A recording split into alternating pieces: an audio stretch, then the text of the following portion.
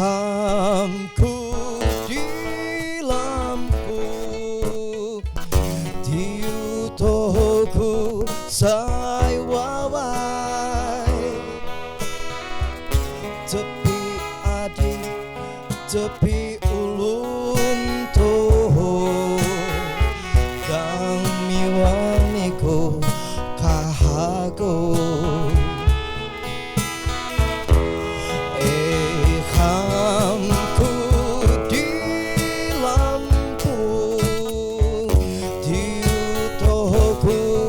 Sai wawai,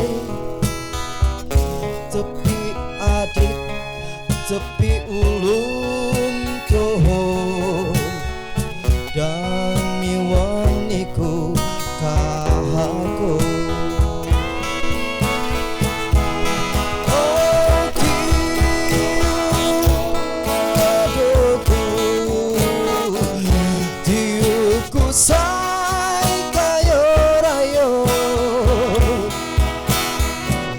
tepi adik, tepi ulun toho, dan miwan matai sekalo.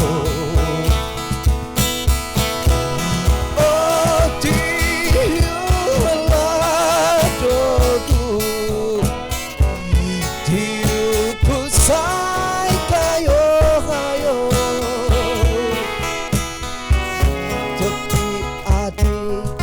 tepi ulun toho, dan miwan matai sekalo.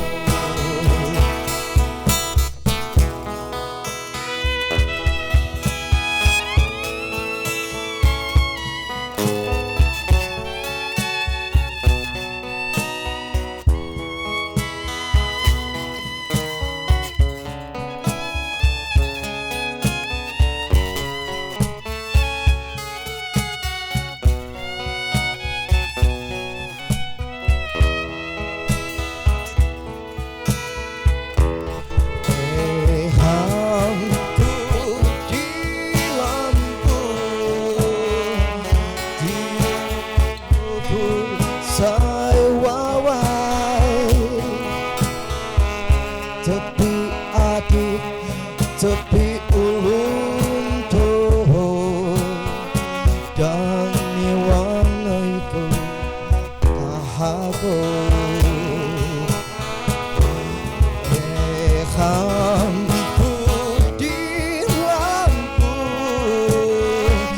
di tohoku sai wawai,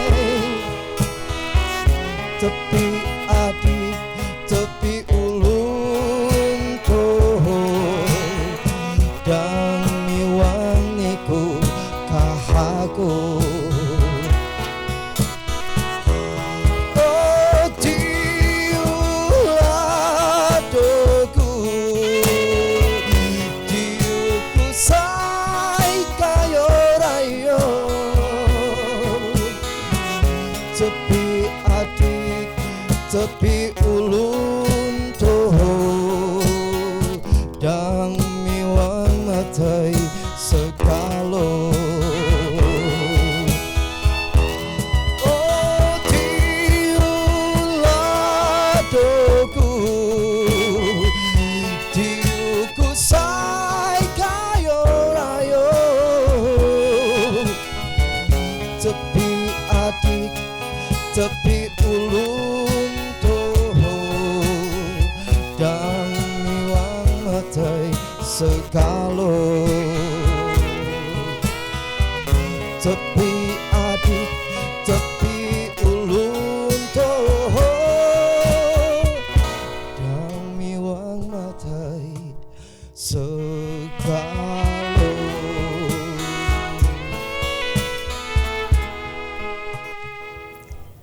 Assalamualaikum warahmatullahi wabarakatuh. Selamat malam pemirsa TVRI dimanapun Anda berada. Malam ini bertemu kembali dengan saya Anggi Rahmat.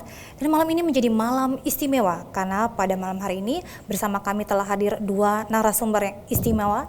Dan langsung saja akan saya sapa pada malam hari ini telah hadir Ketua KPK periode 2019-2023 Komjen Pol Firly Bahuri. Selamat malam Bapak. Selamat malam. Bagaimana kabarnya malam hari ini Pak? Alhamdulillah bahagia dan senang bisa lihat-lihat Bandar Lampung. Bandar Lampung ya Pak, sambil sedikit bernostalgia tentunya ya Bapak. Ya, saya pernah dinas di sini tahun 2001 sampai 2004. Baik, terima kasih Bapak. Selanjutnya narasumber yang tak kalah istimewanya telah hadir juga bersama kami, Bapak Gubernur Lampung, Bapak Arinal Junaidi. Selamat malam Bapak. Selamat malam Ibu. Bagaimana kabarnya malam hari ini Pak? Baik, alhamdulillah tetap semangat ya Pak ya. Baik, mungkin saya langsung saja ke Pak Firly ini Pak. Kalau kita mendengar nama Firly Bahuri, sosok dan kiprahnya sudah tidak bisa diragukan lagi Pak. Namun mungkin saya dan mungkin sebagian masyarakat yang mungkin menonton malam hari ini ingin melihat sisi lain dari Pak Firly Bahuri. Mungkin bisa sedikit berbagi cerita Pak mengenai masa kecil Bapak mungkin biar kami bisa tahu nih Pak bagaimana yang sudah Bapak alami. Kalau kita bicara masa kecil tentu tidak pernah habis. Baik Bapak. Dan itu adalah yang sangat paling menentukan di dalam perjalanan setiap orang. Baik. Tidak hanya bagi saya pribadi, tapi saya kira semua anak manusia kita langkah awal ditentukan saat kita kecil. Baik. Tapi bukan ditentukan oleh saat kita lahir, bukan. Karena bagaimana seseorang itu setelah dia lahir dia bisa melakukan perjuangan. Baik. Pertama adalah untuk mempertahankan hidup dan sekaligus juga dia harus mempersiapkan kehidupan selanjutnya. Nah kebetulan saya lahir di kota kecil, kampung, desa, sangat terpelosok. Desanya desa Lontar gitu. Baik, Bapak.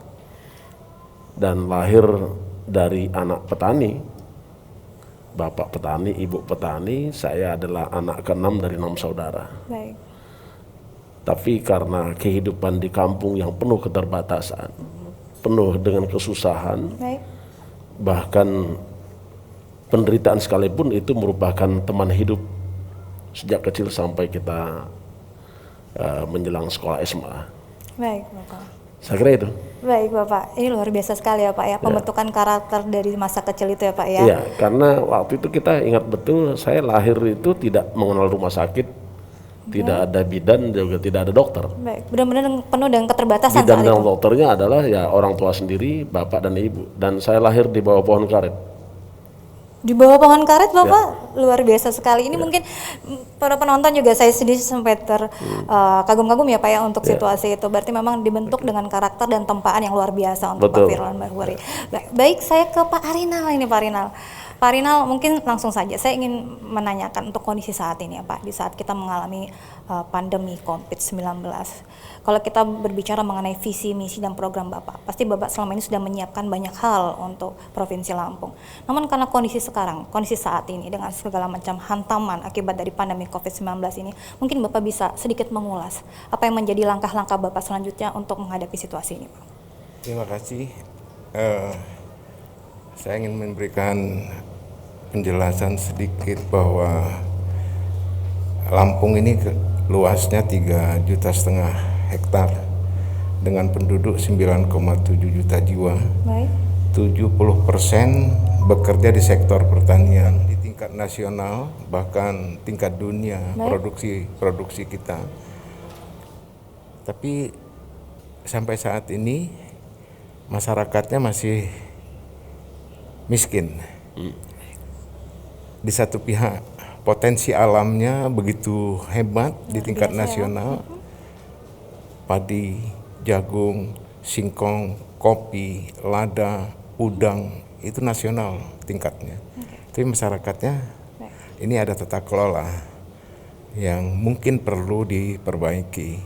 Nah, oleh karena itu sesuai dengan visi misi saya 33 janji kerja itu bagaimana meningkatkan ekonomi kerakyatan. Ini tidak bisa harus ditawarkan, tidak bisa ditawar-tawar, sehingga diharapkan Lampung itu akan aman, nyaman, berdaya saing untuk menuju sejahtera.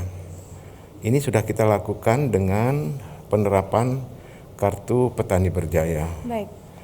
Dari tahun 60 petani kita, apakah sawah, perkebunan, itu sulit mendapatkan benih, sulit mendapatkan pupuk, lalu produksinya meningkat, pasarnya tidak. Ini sedang kita lakukan bagaimana baiknya sehingga harapan masa depan kita bisa wujudkan, karena saya berjanji untuk menjadi program nasional. Baik. Tetapi di tengah perjalanan kita kehadiran COVID sehingga ada sulit kita melakukannya dalam waktu yang sifatnya sementara. Baik.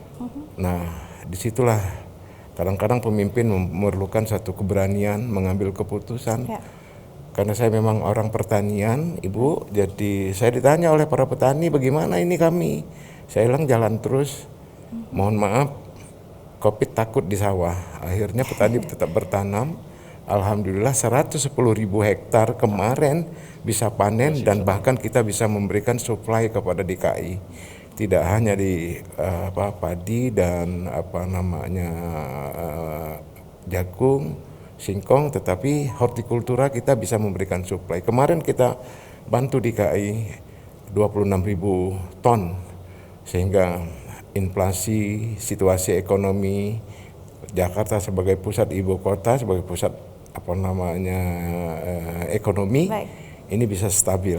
Ini Baik. tidak lepas daripada Lampung yang memberikan kontribusi, karena 40% kebutuhan DKI itu dari Lampung. Baik. Baik. Nah, ini yang kita harapkan. Baik, luar biasa. Patut untuk diapresiasi ya Bapak ya. Selamat untuk apa yang sudah Bapak lakukan pada saat itu. Dan saya kembali ke Pak Firly nih, Pak Firly. Ada lagi yang saya baca, ini menarik bagi saya. Latar belakang Bapak salah satunya merupakan hosted negotiation. Dan ini menarik ya Pak ya. Mungkin Bapak bisa sedikit berbagi cerita juga mengenai apa yang Bapak lakukan sebagai hosted negotiation itu, Pak. Iya, saya kebetulan diberi amanah oleh negara kita. Sesuai dengan ancaman tahun 2002 itu, ancaman adalah ancaman terorisme. Baik. Dan banyaknya kejadian-kejadian penyanderaan. Sehingga saya diberikan kesempatan oleh pemerintah Indonesia dengan biaya bantuan dari Amerika. Saya mengikuti salah satu spesialisasi yang bahasa Inggrisnya adalah hostage negotiation, negosiasi penyanderaan. Ya. Dari situ kita bisa belajar bukan hanya sekedar tentang bagaimana negosiasi dengan penyandera, Baik.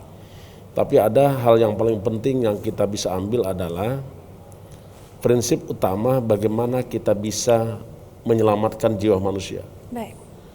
Dan itu termaktub di dalam alinea keempat pembukaan Undang-Undang Dasar 1145 yang disebutkan adalah tujuan negara salah satunya adalah melindungi segenap bangsa Indonesia dan seluruh tumpah di Indonesia. Baik. Baik. Oh, kalau begitu ini cocok, saya bilang. Saya ikut pelatihan di New Mexico. Oke. Ada beberapa prinsip di dalam negosiasi penyanderaan. Ya. Pertama adalah tujuan misi adalah penyelamatan jiwa manusia Baik. dan tidak boleh ada korban. Oke. Kalaupun terjadi korban, itu harus seminimal mungkin. Baik. Itu yang pertama. Baik. Yang kedua prinsipnya adalah kita boleh melakukan negosiasi kecuali negosiasi terhadap pertukaran jiwa manusia. Baik. Itu menjadi poin utama ya Pak ya? Tidak boleh, itu tidak boleh tawar-menawar. Oke. Negosiasi di penyanderaan tidak boleh ada korban. Karena tujuan pertama adalah saving human life is the first priority in our goals. Yes. Itu prinsip negosiasi. Prinsip ketiga adalah banyak orang seketika ingin melakukan negosiasi, tentu lawan kita itu adalah lawan yang siap untuk melakukan apapun yang irasional. Baik. Tetapi kita selaku negosiator harus mengutamakan kita boleh dekat dengan teman, tetapi harus lebih dekat dengan musuh. Dalam kalimat lengkapnya adalah we may close to our friend, Oke. but more closer to our enemy. Oke. Jadi boleh dekat dengan kawan, tetapi harus lebih dekat dengan musuh. Baik. Itu prinsip-prinsip yang dipegang selaku negosiator. Oke. Yang terakhir adalah kita tidak boleh menawarkan sesuatu atau bergening sesuatu yang tidak mungkin kita penuhi. Kalaupun kita penuhi akan terjadi korban jiwa. Baik. Itu saya kira itu yang saya dapatkan tahun 2002. Baik. Sudah cukup lama, tapi begitu pulang tidak hanya sekedar kemampuan negosiasi, tapi kita juga harus melakukan how to train all of our Indonesian police members. Baik. Jadi bagaimana kita bisa melatih seluruh kemampuan anggota polisi itu supaya bisa menjadi negosiator yang unggul. Baik, Saya itu. ini luar biasa sekali ya Pak ya, Iya. pengalaman yang benar-benar luar biasa pasti saat itu, ketika mendapat ilmu yang mungkin tidak semua orang punya kesempatan untuk memiliki Iya. ilmu seperti itu. Terima Baik kasih. Bapak, saya mencoba untuk masuk ke arah ranah KPK sekarang Pak. Kalau kita berbicara sedikit singgung nih tunggakan-tunggakan KPK, tunggakan-tunggakan kasus Pak sebelumnya. Nah sekarang ketika Bapak menjabat menjadi ketua KPK, menjadi nahkoda sekarang di Komisi Pemberantasan Korupsi. Ya. Apa yang Bapak lakukan untuk menyelesaikan atau Ya. menuntaskan apa yang kemarin mungkin tertunggak seperti itu Pak? Ya, saya kira setiap kita dimanapun kita berada tidak akan pernah lepas dari tantangan. Siap. Tetapi tantangan itu harus kita rubah menjadi peluang. Baik. Artinya seketika kami masuk ke KPK, tantangan pertama adalah cukup banyak tunggakan perkara. Baik. Kurang lebih sekitar 366 di tahap penyelidikan Oke. dan 133 di tahap penyidikan. Baik. Alhamdulillah kita sudah kerjakan. Dari 133 perkara yang menjadi tunggakan itu kita sudah selesaikan. Setidaknya ada sekitar 95 yang sudah selesai. Baik.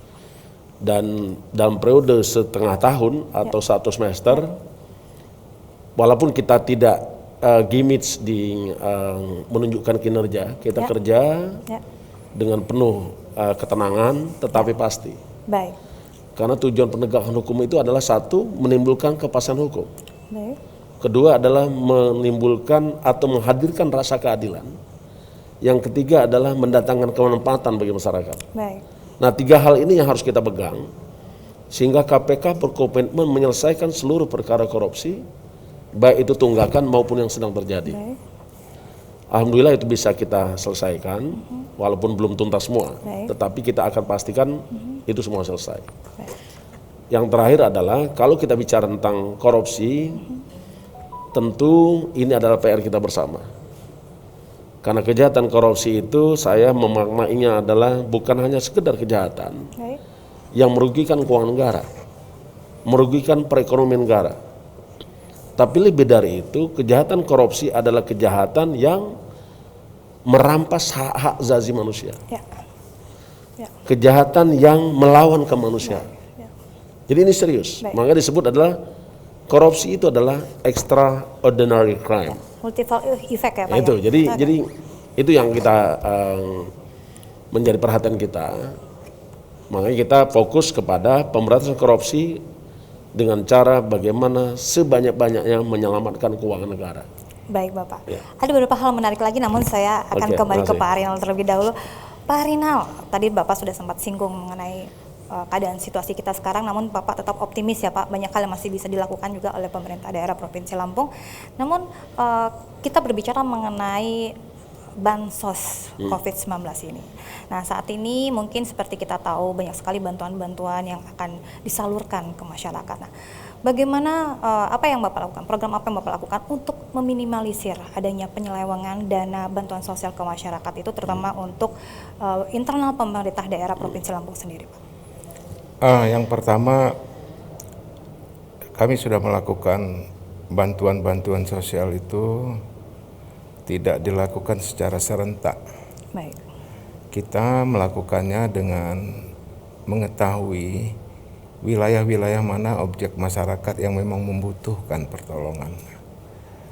Banyak kadang-kadang seremonial itu dilakukan seolah-olah, tapi kenyataannya masyarakat itu belum tentu dia punya kartu penduduk. Baik. Nah ini kita lakukan.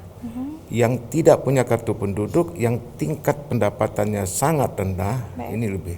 Sehingga saya melakukan ini tidak hanya 1 bulan, 2 bulan, sampai Desember pun saya tetap akan lakukan itu. Sehingga tidak perlu buru-buru, tetapi tepat sasarannya. Itu yang pertama. Lalu yang kedua, karena ini ada pertanggungjawabannya. Tidak bisa kita seolah-olah bantuan sosial diterima begitu saja, yang memungkinkan karena kabupaten memberikan bantuan, pusat memberikan bantuan, provinsi memberikan bantuan, tanpa ada koordinasi, ada yang dapat, ada yang tidak, dan bahkan ada yang tumpang tindih. Nah, karena ini akibat inilah yang kadang-kadang sering keluar di media bahwa tumpang tindih ini seolah-olah bisa dimanipulir. Nah, sehingga kita turun ke lapangan betul-betul data Dukcapil, data BPS, data dari kabupaten, dan kita lihat juga wilayah tersebut memang sangat membutuhkan. Nah, sehingga baru kita lakukan. Dan alhamdulillah apapun yang sudah kita lakukan ini tidak terjadi hal-hal yang tidak kita inginkan. Dan bahkan ada satu kegembiraan saya, justru dalam posisi yang seperti ini kita menemukan yang seharusnya kita, rakyat membutuhkan pertolongan, negara itu hadir. Nah, di sini betul-betul dirasakan dan dinikmati. Dan tinggal 5 kabupaten lagi yang dalam posisi tingkat ekonominya tinggi, tetapi tetap kita akan lakukan. Tidak mungkin 70% itu dari semua kabupaten ada yang masih memerlukan bantuan. Sehingga bantuan sosial ini kita satukan, ada dari Biro Kesejahteraan Sosial, ada dari Dinas Sosial, ada bantuan-bantuan lain dari BPNB dan sebagainya. Nah, ini jangan sampai mereka bekerja tetapi objeknya sama. Itu tidak boleh. Nah, ini mudah-mudahan. Dan yang lebih menarik lagi, itu di dalam kawasan masyarakat itu tidak punya jalan, sementara hidupnya sangat tertinggal. Nelayan kita. Jadi kita jangan hanya objek-objek yang jalan besar kita lihat. Nah, tetapi kita punya 132 pulau, itu hampir semua punya masyarakat di situ. Masyarakat sudah ada di situ. Siapa yang ngurusnya? Nah, ini yang kita lakukan. Insya Allah bantuan sosial bisa kita pertanggungjawabkan. Dan akan menyentuh sampai ke pelosok. Menyentuh begitu, Pak. orang yang membutuhkan pertolongan. Baik, terima kasih Pak Ari. Nah, saya kembali ke Pak Firly ini, Pak Firly. Kalau kita berbicara mengenai kinerja KPK, selama ini mungkin kita kaitkan dengan OTT begitu, Pak. Sesuatu yang menarik perhatian masyarakat. Di Indonesia itu bad news is a good news, saya bilang, Pak. Jadi semakin heboh berita, semakin ini makin memiliki nilai komersil itu, konten itu atau berita itu. Namun sekarang seiring waktu di masa kepemimpinan Pak Firly, ini sedikit adem ayem gitu, Pak. Nah, apa yang menjadi tujuan Bapak sebenarnya untuk situasi ini? Apa yang menjadi target-target Bapak dengan situasi seperti ini, Pak? Sebelum saya merespon tentang OTT, saya mau nyambung dulu dengan Pak Gubernur tadi. Baik, silakan Pak. Terkait dengan bantuan sosial. Bantuan sosial ini menjadi penting karena tugas negara itu adalah menjamin keselamatan rakyat. Dan itu ada di dalam Undang-Undang Dasar Negara Indonesia.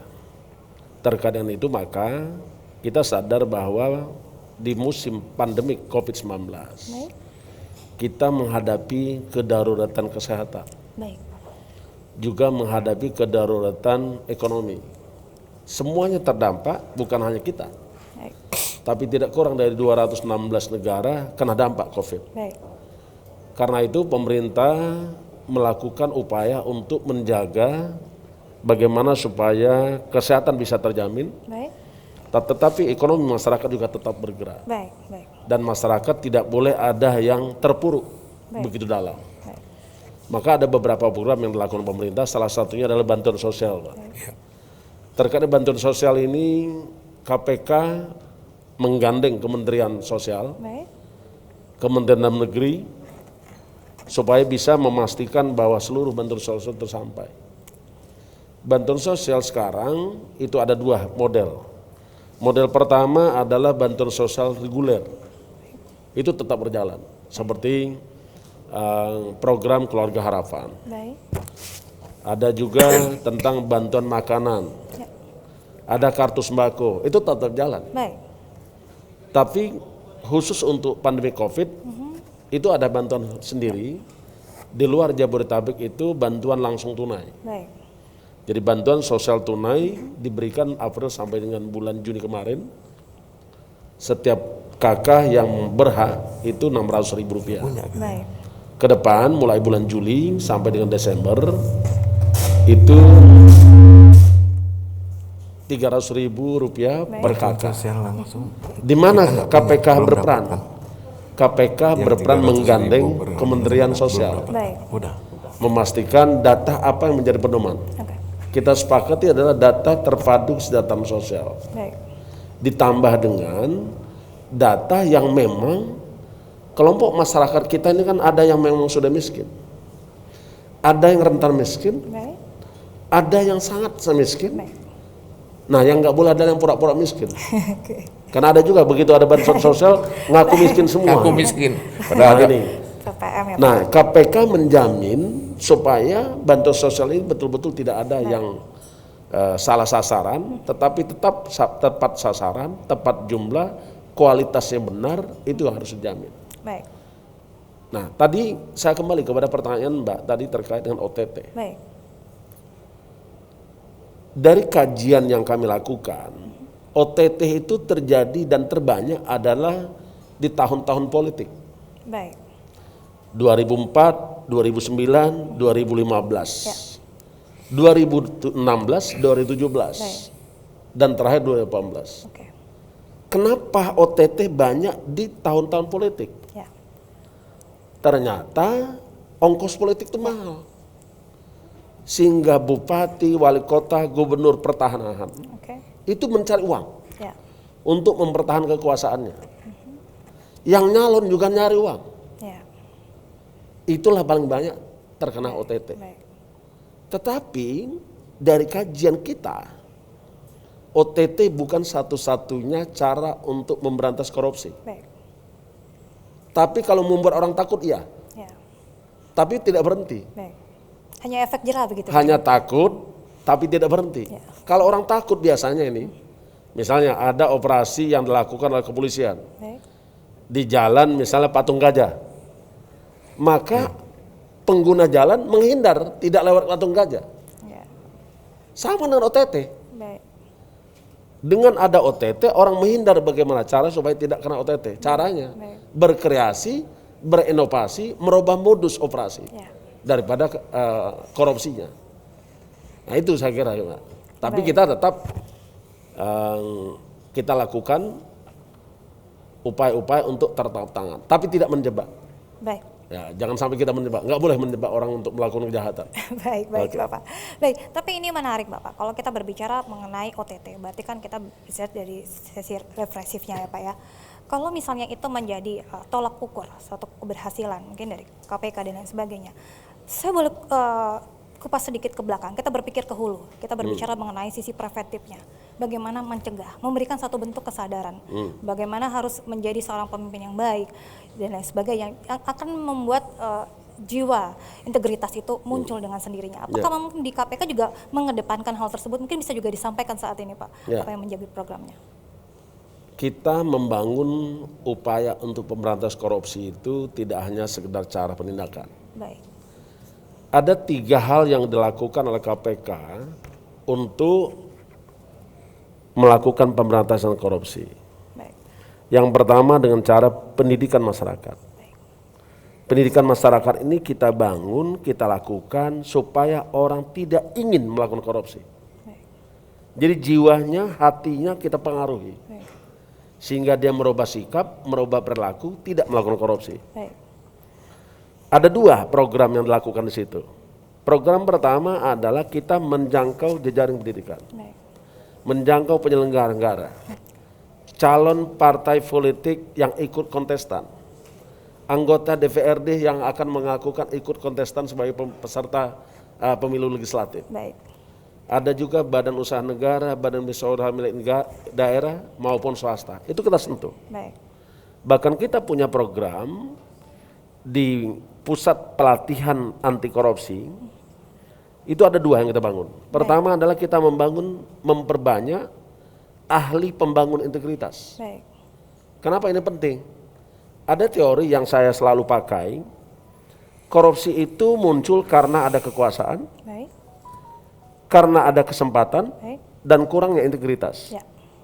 Kalau dalam bahasa Inggrisnya adalah corruption equal to power plus opportunity minus integrity. Baik. Jadi kita tingkatkan integritasnya. Baik. Kita bangun integritas mulai dari individu, kelompok, satuan kerja, instansi, kita bangun itu. Program kedua adalah kita memperbanyak agen-agen penyuluh anti korupsi. Ya. Kita sekarang memang belum banyak, baru mencapai angka 827 orang di seluruh Republik Indonesia. Baik. Dan agen ahli pembangunan integritas baru 68. Baik. Ke depan kita akan galakkan ini. Baik. Itu pendidikan, Mbak. Baik. Yang kedua, pendekatan pencegahan. Ya. Kenapa pencegahan menjadi penting? Salah satu teori yang menyebabkan korupsi itu disebabkan karena sistem. Baik. Corruption because of failed system, weak system, and bad system. Oke. Korupsi disebabkan karena sistemnya gagal, sistemnya buruk, dan sistemnya lemah. Baik. Kalau begitu apa? Maka KPK melakukan kajian. Sistem mana yang buruk, sistem mana yang lemah, sistem mana yang gagal. Baik. Maka kita buat sistem itu diperkuat, sehingga orang tidak memiliki kesempatan, tidak punya peluang untuk melakukan korupsi. Baik. Baru yang terakhir penindakan. Ya. Kalau masih gagal juga, toh masih ada juga yang melakukan korupsi, kita hajar. Makanya saya sampaikan, jangan ketemu saya saat saya tanda tangan surat perintah penangkapan ataupun penahanan. Oke. Jadi ketemulah dengan saya saat sosialisasi, pencegahan, kan? Itu masih happy gitu kan. Iya, Pak. Tapi kalau seandainya ketemu dengan saat ditangkap, nggak enak, Mbak. Oke. Saya pun nggak mau negor lagi itu. Itu. Baik, ini percakapan semakin menarik, namun kita agak rileks sebentar, Pak. Kita akan dengarkan satu lagu yang akan dialunkan oleh Santoy Kustik ini, Pak. Oke.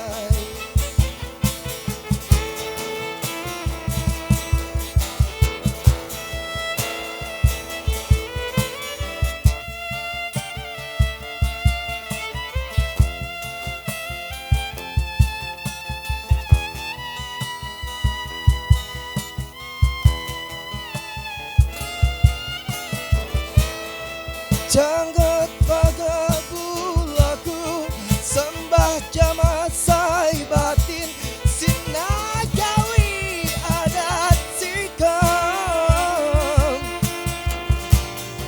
menjauhi sebambangan tai hakot ki melinting cihini ulun Lampung. Lampung say sang bumi huajuai.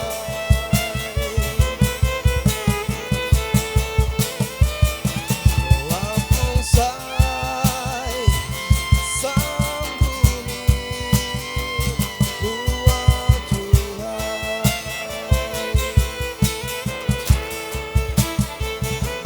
Lampung say sang bumi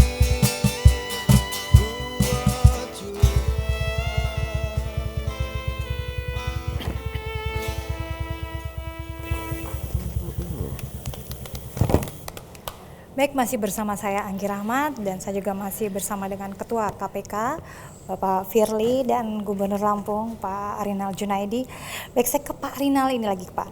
Tadi sudah sempat disinggung oleh Pak Firly bagaimana langkah-langkah yang dilakukan oleh KPK untuk melakukan pemberantasan korupsi, baik yang terdahulu yang tadi kupas mengenai tunggakan-tunggakan, juga ke depannya seperti apa langkah-langkah yang akan diambil oleh nahkodanya KPK ini Pak. Nah, kalau kita berbicara mengenai pemerintahan Pak, pada saat ini kadang-kadang asumsi masyarakat kadang-kadang masih sedikit meragukan kesungguhan dari pemerintah daerah untuk benar-benar memberantas korupsi, karena seperti kita lihat kasus-kasus yang berkaitan dengan OTT pemimpin daerah itu masih banyak sekali Pak. Nah, bagaimana Bapak sendiri menyikapi hal tersebut Pak? Ya, kepala daerah ini kan mempunyai suatu kewenangan yang luar biasa ya. Nah, apabila kewenangan itu dilakukan dengan keliru, maka kewenangan itu menjadi kekuasaan. Dalam teori kekuasaan itu awal daripada keserakahan, awal daripada kesalahan. Nah, oleh karenanya ini perlu dilakukan pengawasan, perlu dilakukan pengendalian yang sebaiknya pengawasan itu, pengendalian itu dimulai dari perencanaan. Nah, oleh karena itu saya terkait dengan infrastruktur ini yang memerlukan biaya mahal, biaya besar, tetapi diperlukan masyarakat. Nah, saya ada pendampingan. Secara teknis pendampingannya dilakukan bersama-sama dengan Institut Teknologi Sumatera, Universitas Lampung, agar seperti apa nih kalau memang infrastruktur jalan. Jadi tidak bisa dilakukan perencanaannya tanpa ada kajian. Baik. Nah, dari situ begitu sudah dilakukan penataan, maka usulannya disesuaikan. Baik, baik. Setelah dilakukan tender dan dilaksanakan, itu yang tadi kita harus awasi. Baik. Karena jangan sampai ada penyimpangan yang keliru. Semua orang tahu bahwa jalan itu konektivitas antar desa, antar kecamatan, antar kabupaten, dan antar provinsi. Ini sudah kita buktikan, tol yang dikerjakan dengan baik begitu luar biasa. Nah, jadi kalau dia memang harus rigid, kenapa harus kalau dia memang harus 15 tahun, kenapa baru 6 tahun? Baik. Nah, ini semua kemauan kita harus dipimpin oleh keteladanan. Jasa satu tidak boleh ada penerimaan hadiah. Tidak boleh ada persekongkolan. Tidak boleh ada penyuapan. Baik. Tidak boleh ada niat untuk melakukan korupsi. Saya sampaikan semua. Tidak boleh ada membiarkan terjadi korupsi. Baik. Jadi kita sebut semua. 8 rambu-rambu saya sampaikan kepada gubernur dan kepala daerah. Baik. Termasuk juga mendekati pilkada sekarang. Saya sampaikan. Karena setiap gubernur, kepala daerah, bupati, wali kota, setelah dia dipilih, ada tugasnya. Tugas pertama adalah mewujudkan tujuan negara. Salah satunya adalah memajukan kesejahteraan umum. Saya selalu katakan, tadi saya ngomong di gubernuran, tolong saya bilang bupati, wali kota pulang dari sini, cek 6 angka yang terkait dengan, 1 saya bilang, berapa angka kemiskinan, 2 angka pengangguran, 3 angka kematian ibu melahirkan, 4 angka kematian bayi, 5 angka indeks pembangunan manusia, 6 angka Gini rasio. Karena 6 angka inilah yang menentukan tingkat sejahteranya suatu daerah. Itu titik awal. Saya nggak tahu gubernur ya. Gubernur mungkin sudah lihat setahun yang lalu berapa angka di 6 kriteria itu. Ya. Kalau dulu misal angka kemiskinan di sini ada satu daerah yang sangat tinggi, 19,90% angka kemiskinan. Itu starter awal kalau mau jadi bupati. Tetapi itu juga bahan evaluasi bagi bupati yang sekarang. Jadi rakyat boleh mengkritisi. Loh, bupati A menjabat di kabupaten A, angka kemiskinan 19,9%. Lihat 5 tahun yang lalu. Berapa angka kemiskinan 5 tahun yang lalu? Kalau tidak turun, ya jangan dipilih lagi. Karena berarti kan ada tidak benar program pembangunannya. Saya kira gitu aja, Mbak. Gampang-gampang aja, Mbak. Ya, jangan mau diberi uang supaya memilih. Anggap saja, Mbak, saya pernah hitung, Mbak. Kalau 1 suara itu diberi uang 200.000 untuk jangka waktu 5 tahun, berarti hanya Rp54 satu hari, Mbak. Masa suara kita dibayar oleh calon bupati, calon gubernur hanya Rp54 satu hari? Beli beras saja nggak cukup. Kok mau gitu? Jadi jangan, saya minta rakyat Lampung, jangan jual suara Anda dengan 200.000, 500.000 untuk 5 tahun. Karena kalau itu terjadi, siapapun yang terpilih, dia pasti akan mengembalikan uang biaya pemilunya dia. Ya itu, Mbak. Makanya terjadi korupsi jadinya. Ya, Pak. Saya kira itu. Baik. Terima kasih Pak Firly. Saya ke Pak Rinal ini, Pak. Sekarang kita agak sedikit, tadi kan saya sudah sedikit tanya nih Pak mengenai masa kecilnya Pak Firly. Ini kita pengen tahu juga sih Pak. Kalau untuk Pak Rinal sendiri mungkin sedikit bisa berbagi, biar adil begitu Pak. Tadi saya udah tanya masa kecilnya Pak Firly, saya juga pengen tanya untuk Pak Rinal sendiri Pak. Apa yang menjadi keseharian Bapak? Mungkin sosok lain dari seorang gubernur Lampung begitu Pak. Silakan. Yang apa? Cerita masa kecil. Cerita masa kecil.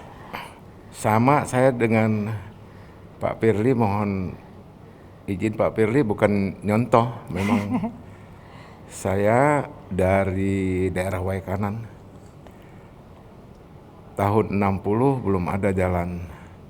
Baik. Hanya melintasi sungai. Nah, seorang petani bapak saya, dan saya disuruh masuk sekolah pertanian agar bisa menjadi petani yang baik. Tapi nasib berbeda. Beliau tetap petani, saya didoakan untuk menjadi gubernur, dan oleh karena itu ini yang membuat saya mahal. Dari 9,7 juta jiwa saya bisa terpilih itu tidak sembarang. Karunia Tuhan dan kehendak harapan rakyat. Kenapa harus saya sia-siakan? Nah, pada waktu kecil itulah saya selalu ingin keluar dari kampung, karena kalau saya di kampung saya pasti jadi kepala kampung dan seumur-umur, karena saya anak tokoh kan gitu loh. Nah, oleh karena itu saya mengalah dan saya merantau. Nah, kemudian saya juga suka di bidang olahraga dan di bidang seperti memancing dan olahraga yang membuat fisik menjadi lebih bagus lagi. Tapi ini diseimbangkan dengan berorganisasi, aktivis. Ini yang membuat saya selalu bercermin, sehingga pada terbiasa dari kecil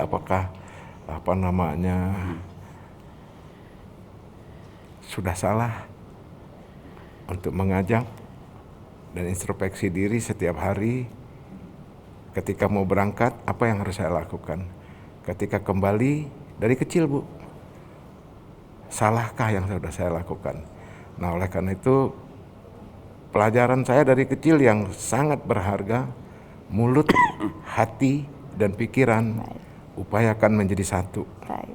Sehingga arinal hako warjukna tiba'am, Oke. dan seterusnya. Baik. Saya merasa beruntung hari ini, Pak. Saya berbincang dengan dua sosok yang luar biasa dengan cerita hidup yang luar biasa. Baik, Bapak. Saya ke Pak Firly ini. Kita mungkin sudah mendekati akhir acara dan dialog kita pada malam hari ini, Pak. Mungkin bisa berbagi harapan Bapak dan apa yang menjadi tujuan Bapak, juga bisa mengedukasi para penonton yang mungkin menyaksikan dialog kita malam hari ini, apa yang memang harus dilakukan. Karena korupsi bukan hanya ini menjadi masalah bersama, bentuk sinergitas bagaimana komitmen bersama untuk sama-sama memberantas korupsi ini. Silakan Bapak. Pemirsa TVRI yang saya cintai dan saya banggakan, tentu pada kesempatan yang baik ini saya mengajak kepada seluruh warga Lampung dan semua pemirsa penonton, saya ingin menyampaikan bahwa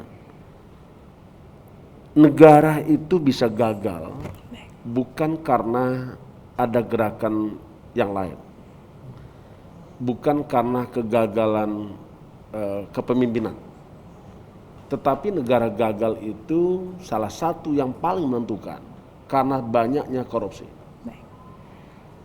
Kalau korupsi itu terjadi, maka tentulah program-program kegiatan untuk mewujudkan tujuan nasional gagal. Rakyat akan marah. Rakyat akan melakukan perlawanan. Karena sesungguhnya rakyat itu harus kita nomor satukan. Jadi kalau seandainya ada bantuan sosial yang diberikan kepada rakyat, jangan pernah simpangan. Jangan pernah dikurangi. Makanya KPK sungguh-sungguh mengajak seluruh rakyat, kita punya mimpi. Mimpinya adalah negara kesatuan Indonesia, NKRI, bebas dari korupsi. Sehingga nanti kita nggak usah ngajak-ngajak orang lagi, jangan korupsi, tangkap sana, tangkap sini. Nggak ada lagi penangkapan karena nggak ada lagi yang melakukan korupsi. Bantuan sosial juga kita pastikan itu tetap tersalurkan, Pak Gubernur, dan kami membuka layanan untuk pengaduan kalau ada terjadi penyimpangan bantuan sosial. Kita bentuk jaga bansos. Jadi rakyat bisa membuka di websitenya KPK tentang jaga bansos. Jadi saya kira kita pastikan bahwa kondisi ini akan tetap bisa kita lampaui, sehingga memastikan kedaruratan kesehatan bisa kita lalui, kedaruratan ekonomi bisa kita lalui, sehingga terus saat nanti pergerakan ekonomi kita akan tetap naik. Kalaupun tidak bisa cepat naik, dia akan tetap stabil tapi tidak turun. Saya kira itu. Baik, terima kasih Bapak sudah hadir bersama kami dan berbincang-bincang, juga sudah hadir di sini Forkopimda Provinsi Lampung. Terima kasih Bapak sudah hadir menemani juga. Baik pemirsa, demikian tadi bincang-bincang kita dalam sudut pandang. Semoga apa yang disampaikan pada malam hari ini dapat memberikan edukasi kepada masyarakat bagaimana kita bersama-sama bersinergi untuk memberantas korupsi. Saya Anggi Rahmat beserta kru yang bertugas mohon diri dari hadapan Anda. Wassalamualaikum warahmatullahi wabarakatuh. Waalaikumsalam warahmatullahi wabarakatuh.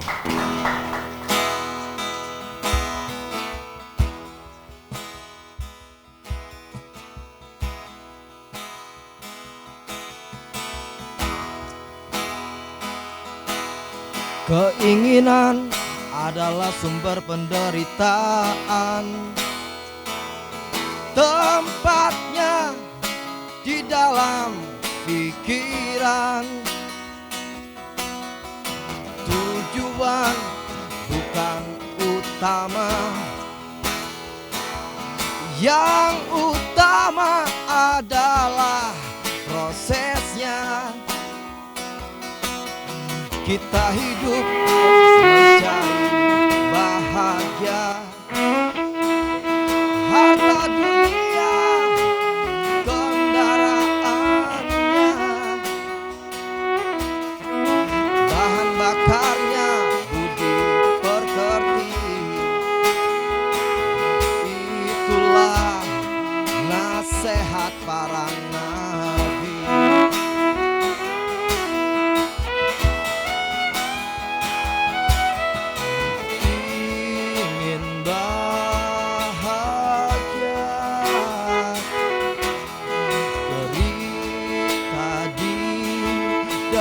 berat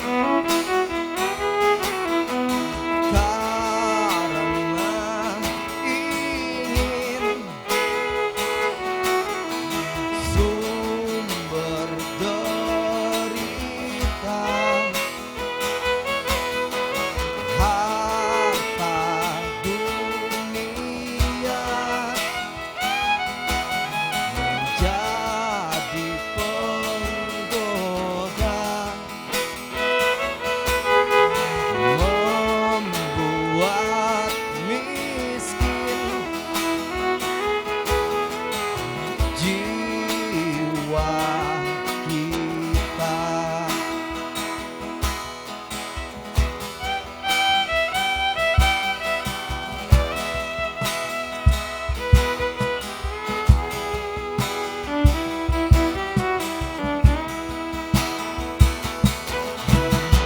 Ada benarnya